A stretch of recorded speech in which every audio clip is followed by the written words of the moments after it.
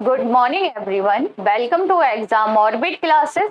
तो आज है 19 नवंबर और आज के इस सेशन में 19 नवंबर के करंट अफेयर के साथ साथ 17 और 18 नवंबर के जो महत्वपूर्ण करंट अफेयर हैं उनके बारे में भी डिस्कस करेंगे। तो फ्रेंड्स, क्लास स्टार्ट करने से पहले आप सभी के लिए एक सवाल है। भारत में 24 नवंबर को स्वीडिश शिक्षा मेले का आयोजन कहां पर किया जाएगा? जयपुर, दिल्ली, चेन्नई या चंडीगढ़? इस सवाल का आंसर आपको मिलेगा क्लास के लास्ट में। तो चलिए सेशन को स्टार्ट करते हैं, डिस्कस करते हैं फर्स्ट क्वेश्चन। भारत का पहला एस्ट्रो पार्क कम साइंस सिटी कहां पर विकसित होगी? तो फ्रेंड्स, जो भारत का पहला एस्ट्रो पार्क कम साइंस सिटी है ना, इसे बनाया जाएगा हल्द्वानी में। अब ये हल्द्वानी कहां पर आता है? तो याद रखेंगे ये उत्तराखंड में आता है। कहां पर आता है फ्रेंड्स? तो ये उत्तराखंड राज्य में आता है।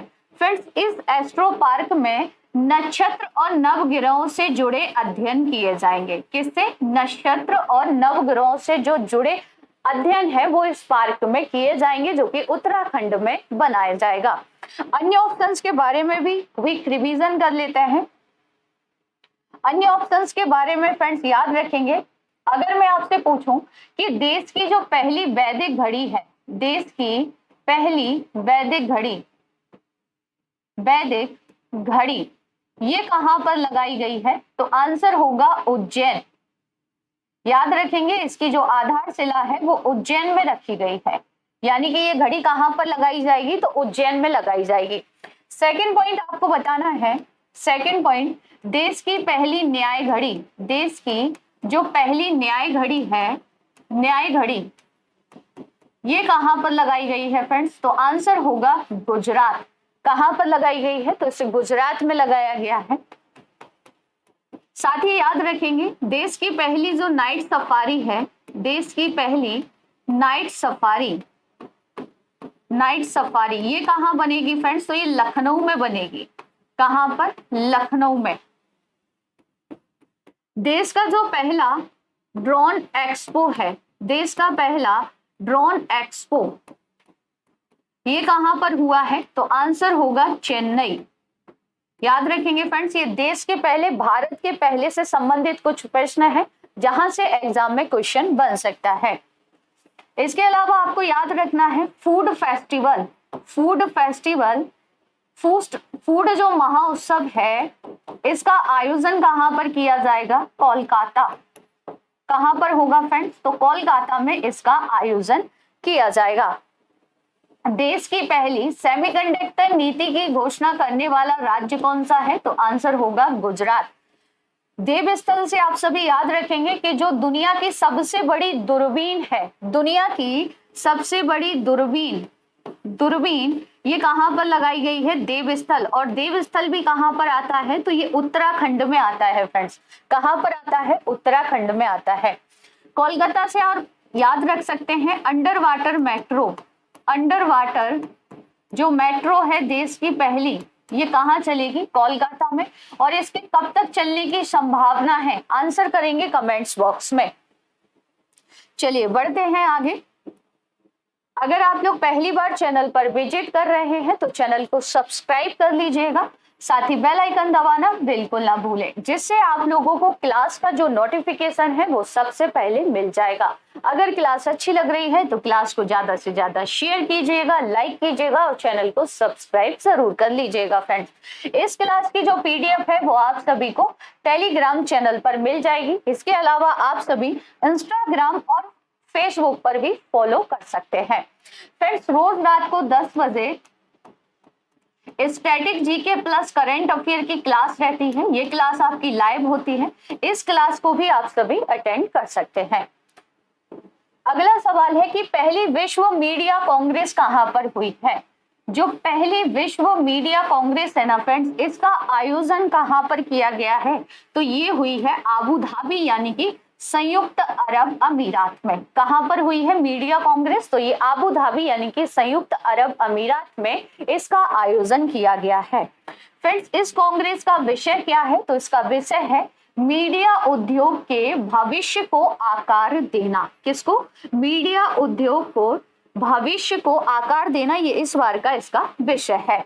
लंदन से आपको याद रखना है, लंदन से याद रखेंगे जो वर्ल्ड ट्रेवल मार्केट है जिसमें केरल को पुरस्कृत किया गया है, केरल को सम्मानित किया गया है पर्यटन के लिए, वो कहां पर आयोजित की गई थी? World travel market. तो आंसर होगा आपका लंदन में, है ना।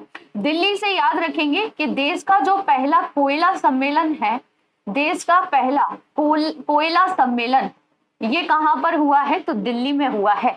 साथ ही में जो इंटरपोल की बैठक है वो भी कहां पर हुई है? तो दिल्ली में हुई है फ्रेंड्स, है ना। गांधीनगर से आपको याद रखना है डिफेंस एक्सपो, डिफेंस एक्सपो का आयोजन किया गया गांधीनगर में, डिफेंस एक्सपो। चलिए आगे देखते हैं, डिस्कस कर लेते हैं संयुक्त अरब अमीरात के बारे में। तो राजधानी क्या है? आबू धाबी है। संयुक्त अरब अमीरात की जो मुद्रा है इसे अमीरात दिरहम के नाम से जानते हैं। संयुक्त अरब अमीरात के जो वर्तमान में प्रेसिडेंट यानी कि राष्ट्रपति हैं वो शेख मोहम्मद बिन जायद अल नहयान है। वह आबू धाबी के राजा और संयुक्त अरब अमीरात सशस्त्र बलों के सर्वोच्च कमांडर भी हैं। कमेंट्स करके बताइए कि हाल ही में संयुक्त अरब अमीरात ने कौन सा मिशन लॉन्च किया है जिसका नाम रखा गया था राशिद। याद होगा आप सभी को, ये डिस्कस भी किया था। बताएंगे आप सभी ये किस ग्रह से संबंधित है जिसे संयुक्त अरब अमीरात ने लॉन्च किया है। नेक्स्ट क्वेश्चन है कि भारतीय company renew power private limited किस देश में ग्रीन हाइड्रोजन संयंत्र स्थापित करेगी? तो फ्रेंड्स देखिए, ये भारतीय कंपनी है। अगर मैं आपसे पूछूं कि रिन्यू पावर प्राइवेट लिमिटेड किस देश की कंपनी है, तो ये भारतीय कंपनी है और ये अपना ग्रीन हाइड्रोजन जो संयंत्र है ना, ये मिस्र में लगाएगी। मिस्र यानी कि इजिप्ट में। कहां पर इसे लगाया जाएगा? तो मिस्र में लगाया जाएगा फ्रेंड्स। और इसके लिए ये जो कंपनी है रिन्यू 8 अरब डॉलर का भी निवेश करेगी। फ्रेंड्स ये किसके साथ मिलकर समझौता किया है रिन्यू ने? तो अफ्रीका महाद्वीप की एक कंपनी है जिसका नाम है रिन्यू पावर एंड एल्सेबैग इलेक्ट्रिक, इसी के साथ मिलकर रिन्यू ने समझौता किया है। अगर मैं आपसे पूछूं कि रिन्यू कंपनी के वर्तमान में संस्थापक अध्यक्ष या सीईओ कौन है, तो आंसर होगा सुमंत सिन्हा। याद रखेंगे इनका नाम, सुमंत सिन्हा, ठीक है। और कहां पर लगाई जा रही है? तो ये मिस्र यानी कि इजिप्ट में लगाई जा रही है। डेनमार्क से आपको क्या याद रखना है? तैरता हुआ जो ऊर्जा द्वीप है, डेनमार्क से आप सभी रिलेट करेंगे। तैरता हुआ ऊर्जा द्वीप, ऊर्जा द्वीप ये कौन बनाएगा? तो डेनमार्क बनाएगा। कहां पर? उत्तरी सागर में, उत्तरी सागर में फ्रेंड्स इसे बनाया जाएगा। मलेशिया से आप सभी याद रखेंगे हिंदुस्तान एयरोनॉटिक्स लिमिटेड अपना कार्यालय देश के बाहर यानी कि भारत के बाहर अपना जो कार्यालय है कहां पर खोलेगी? तो आंसर होगा कुआलालंपुर यानी कि मलेशिया में। इंडोनेशिया से याद रखेंगे कि G20 की जो हाल ही में बैठक हुई है, G20 की अध्यक्षता किसने की है? तो इंडोनेशिया के द्वारा की गई है। मिस्र की राजधानी क्या है? तो मिस्र की राजधानी को काहिरा कहते हैं। नील नदी का वरदान, नील नदी का वरदान किसे कहते हैं? कमेंट्स करके बताएंगे आप सभी। नील नदी का वरदान किस देश को कहा जाता है? आगे बढ़ते हैं। नेक्स्ट क्वेश्चन है कि अंतरराष्ट्रीय गीता महोत्सव 19 नवंबर से 6 दिसंबर 2022 तक कहां आयोजित किया जाएगा? तो फ्रेंड जो अंतरराष्ट्रीय गीता महोत्सव है, गीता फेस्टिवल है, इसका आयोजन हरियाणा में होगा। कहां पर होगा?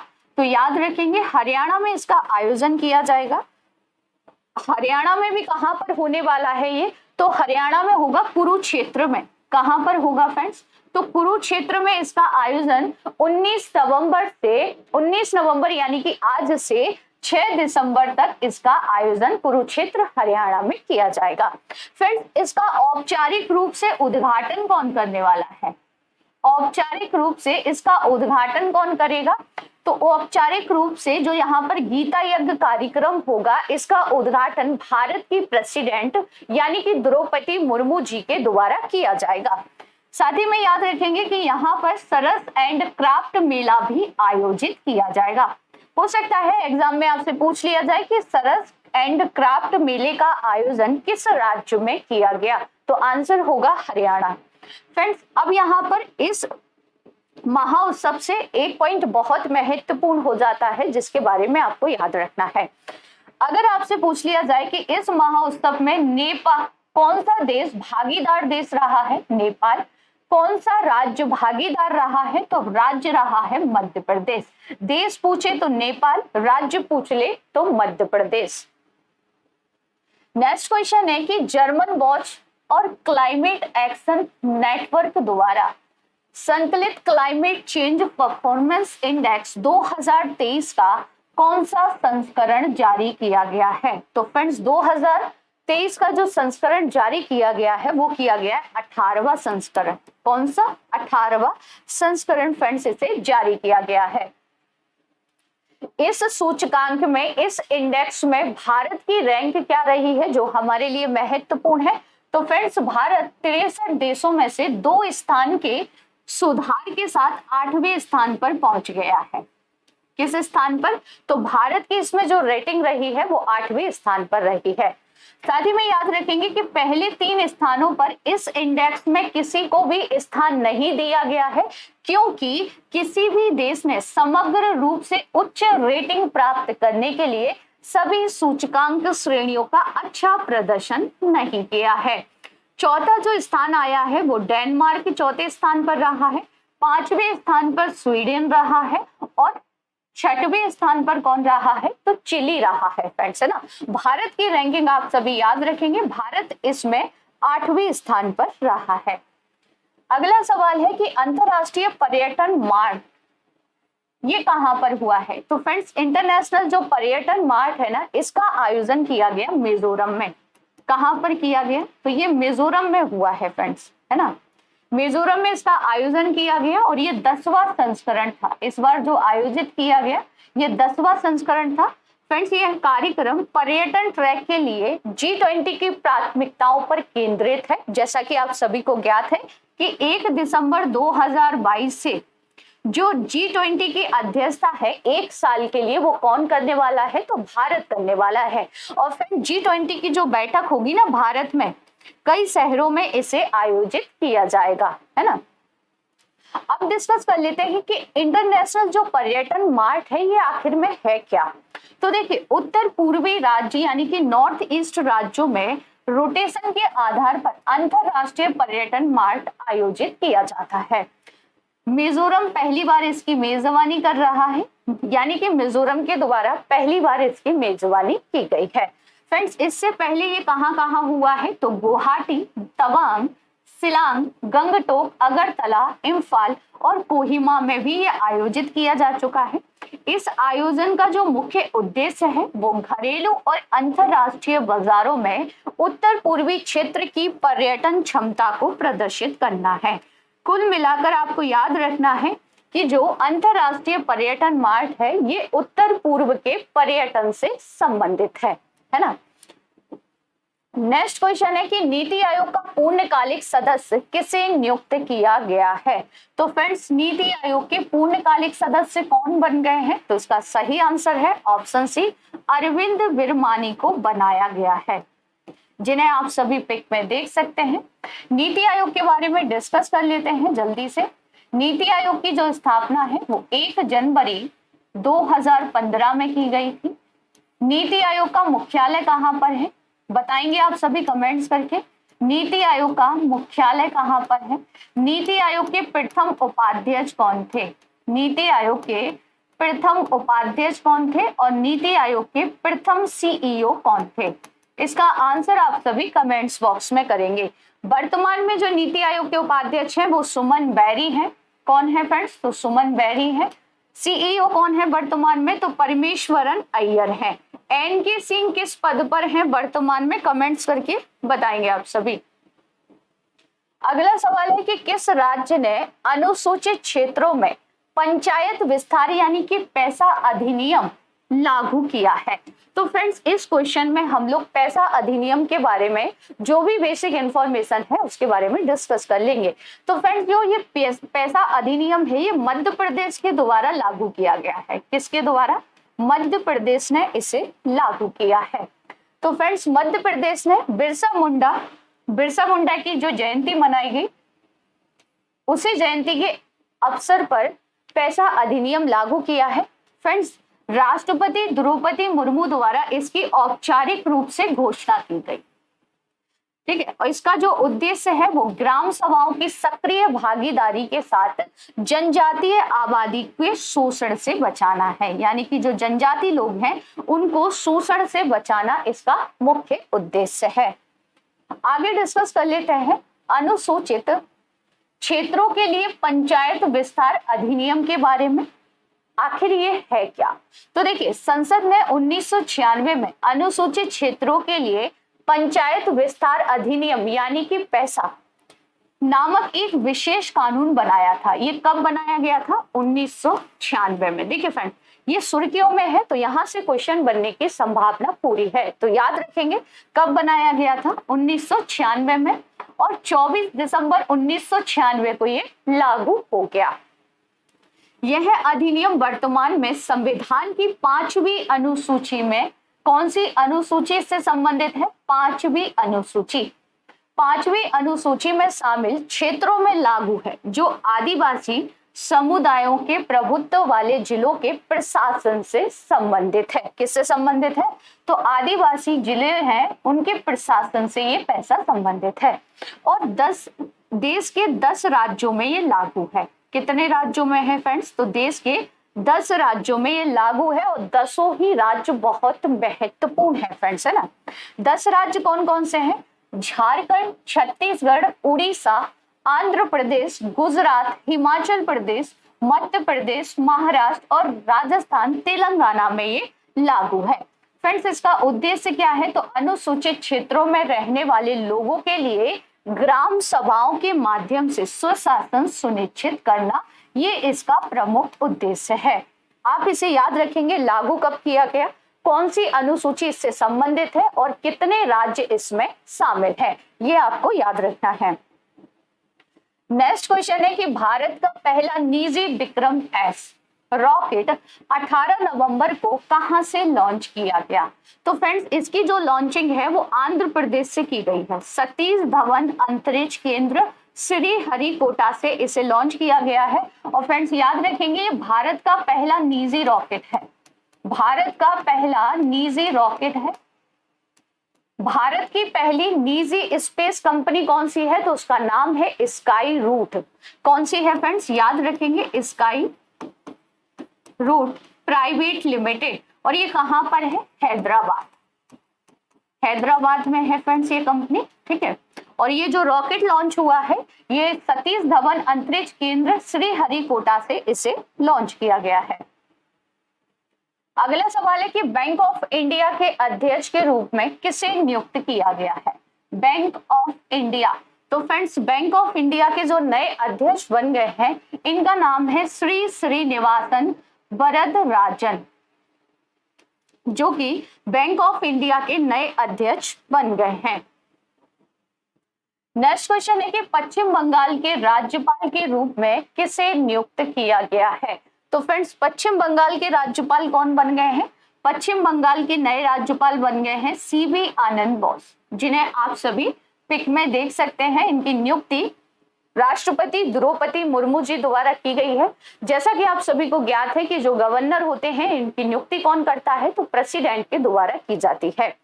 कमेंट्स करके बताएंगे कि गवर्नर से संबंधित, गवर्नर की नियुक्ति से संबंधित कौन सा आर्टिकल है संविधान में? आंसर करेंगे आप सभी कमेंट्स में। तो फ्रेंड्स ये पश्चिम बंगाल के 22वें राज्यपाल बन गए हैं। आप सभी को ज्ञात होगा कि जो पिछले राज्यपाल थे पश्चिम बंगाल के, जिनका नाम था जगदीप धनखड़, जो कि भारत के 14वें उपराष्ट्रपति बनाए गए, 14वें उपराष्ट्रपति बन गए हैं फ्रेंड्स। इसके बाद जो राष्ट्रपति द्रौपदी मुर्मू हैं, इन्होंने मणिपुर के जो राज्यपाल थे ला गणेशन, इन्हें क्या किया था? पश्चिम बंगाल का अतिरिक्त प्रभार सौंप दिया था। कब? 18 जुलाई 2022 को। लेकिन अब अध्यक्ष कौन बन गए हैं, तो राज्यपाल कौन बन गए हैं, तो डॉक्टर सीवी आनंद बोस को बनाया गया है। पश्चिम बंगाल की वर्तमान में मुख्यमंत्री ममता बनर्जी हैं। क्लास की शुरुआत में जो क्वेश्चन पूछा गया था उसके बारे में डिस्कस करेंगे हम लोग, है ना। राष्ट्रीय संग्रहालय यानी कि म्यूजियम भारत ने मार्च 2023 में रजत प्रदर्शनी यानी कि चांदी से संबंधित जो प्रदर्शनी है के लिए किस देश के साथ समझौते पर हस्ताक्षर किए हैं। तो फ्रेंड जो चांदी से संबंधित प्रदर्शनी है इसका आयोजन कहाँ होने वाला है, तो नई दिल्ली में। कहाँ पर होगी ये प्रदर्शनी, नई दिल्ली में। नई दिल्ली में इसका आयोजन किया जाएगा। और ये समझौता किसके साथ हुआ है, समझौता किस देश के साथ हुआ है, तो आंसर होगा डेनमार्क। किसके साथ हुआ है फ्रेंड्स, तो ये डेनमार्क के साथ समझौता हुआ है ना। तो सही आंसर आपका हो जाएगा ऑप्शन सी। आगे डिस्कस कर लेते हैं डेनमार्क के बारे में। सबसे पहले जानेंगे भारत के प्रमुख म्यूजियम के बारे में। तो देखिए, राष्ट्रीय म्यूजियम पूछे तो ये नई दिल्ली में है। National gallery of modern art पूछ ले तो ये बेंगलोर कर्नाटक में है फ्रेंड्स, है ना। विक्टोरिया मेमोरियल हॉल पूछ ले तो ये कोलकाता में है। एशियाई सोसाइटी ये कहाँ पर है, तो कोलकाता में है। प्राकृतिक इतिहास का राष्ट्रीय म्यूजियम ये भी कहाँ पर है फ्रेंड्स, तो ये भी नई दिल्ली में है। डेनमार्क की बात की जाए तो मैप में आप सभी देख पा रहे होंगे ये है डेनमार्क। डेनमार्क कहाँ पर आता है, तो ये यूरोप महाद्वीप में आता है। यूरोप महाद्वीप में आता है फ्रेंड्स, याद रखेंगे आप सभी। डेनमार्क की जो वर्तमान में पीएम है वो है मेटे फ्रेडरिक्सन। डेनमार्क की राजधानी को कोपेनहेगन कहते हैं। डेनमार्क की मुद्रा क्या है, डेनिश क्रोना है। डेनिश सम्राट कौन है वर्तमान में, तो रानी मार्गरेट द्वितीय है। ठीक है, राजभाषा कैसी है, तो यहाँ की डेनिश राजभाषा है। अगला सवाल है कि भारतीय सेना की पहली महिला स्काई ड्राइवर कौन बनी है। तो फ्रेंड्स भारत की पहली महिला जो स्काई ड्राइवर हैं जिन्हें आप सभी पिक में देख पा रहे होंगे, इनका नाम है लांस नायक मंजू। कौन बन गई है स्काई ड्राइवर भारत की पहली, तो इनका नाम है लांस नायक मंजू। नाम याद रखेंगे फ्रेंड्स, भारत की पहली स्काई ड्राइवर बन गई हैं। संध्या देवनाथन को किस कंपनी का उपाध्यक्ष नियुक्त किया गया है। तो फ्रेंड जो संध्या देवनाथन है ना, ये मेटा की उपाध्यक्ष बन गए हैं। किसकी, मेटा की इन्हें उपाध्यक्ष बनाया गया है। मेटा जो कि फेसबुक का नया नाम है फ्रेंड्स, मेटा, है ना। कमेंट्स करके बताएंगे कि ट्विटर को किसने खरीद लिया है। जो ट्विटर है इसको किसने खरीद लिया है और ट्विटर की स्थापना कब की गई थी। ट्विटर की स्थापना कब की गई थी, कमेंट्स में आंसर देंगे। वर्तमान में मेटा यानी कि फेसबुक के जो सीईओ हैं इनका नाम है मार्क जुकरबर्ग। नाम याद रखेंगे फ्रेंड्स आप सभी। क्लास की शुरुआत में जो क्वेश्चन आपसे पूछा गया था इसका आंसर है क्या, चेन्नई तमिलनाडु में इसका आयोजन किया जाएगा। किसका, स्वीडिश शिक्षा मेले का आयोजन कहां पर होगा, तो ये होगा आपका 24 नवंबर को चेन्नई तमिलनाडु में। अब डिस्कस कर लेते हैं टॉप 10 स्टैटिक जी के क्वेश्चन। 86वां संविधान संशोधन में कौन सा मौलिक कर्तव्य जोड़ा गया था। तो फ्रेंड्स 11वां मौलिक कर्तव्य जोड़ा गया था। भारत का सबसे बड़ा कानून अधिकारी कौन होता है, अटॉर्नी जनरल होते हैं। वर्तमान में भारत के अटॉर्नी जनरल कौन है, बताएंगे आप सभी। वर्तमान में भारत के अटॉर्नी जनरल कौन है, आंसर करेंगे आप सभी। छोटा नागपुर पठार से कौन सी नदी निकलती है, दामोदर नदी निकलती है। प्लास्टर ऑफ पेरिस का प्रयोग शल्य चिकित्सा में किया जाता है। सबसे ज्यादा सक्रिय धातु कौन सी होती है, तो सीजियम होती है फ्रेंड्स। प्राण और दैहिक स्वतंत्रता किस अनुच्छेद में है, आर्टिकल 21 में है। प्रो कबड्डी लीग 2022 का जो खिताब है ये किसने जीता है, तो दबंग दिल्ली ने जीता है। आईआईटी रुड़की में कौन सा सुपर कंप्यूटर स्थापित किया गया है, परम गंगा। किसे स्थापित किया गया है, तो परम गंगा जो कि भारत का एक सुपर कंप्यूटर है। फॉरवर्ड ब्लॉक की स्थापना किसने की थी, सुभाष चंद्र बोस के द्वारा की गई थी। कांग्रेस की पहली महिला अध्यक्ष कौन थी, श्रीमती एनी बेसेंट। पिछली क्लास में आपसे जो क्वेश्चन पूछे गए थे इनके आंसर डिस्कस करेंगे। राष्ट्रीय अनुसूचित जनजाति आयोग ने 4 नवंबर 2022 को निम्न में से किसे अनुसूचित जनजाति यानी कि एसटी में शामिल करने की मंजूरी दी है? तो इसका सही आंसर था ऑप्शन डी, उपरोक्त सभी को। तारी जनजाति, कोली जनजाति और गड्डा जनजाति, ये तीनों ही जनजाति कहां से संबंधित है? जम्मू कश्मीर से। भारत का सबसे बड़ा विंड टरबाइन कहां पर लगेगा? तो ये गुजरात में लगेगा फ्रेंड्स। संविधान का कौन सा भाग नागरिकता से संबंधित है? भाग 2 नागरिकता से संबंधित है। भाग 3 मौलिक अधिकारों से संबंधित है। भाग 4 किससे संबंधित है? डीपीएसपी से संबंधित है।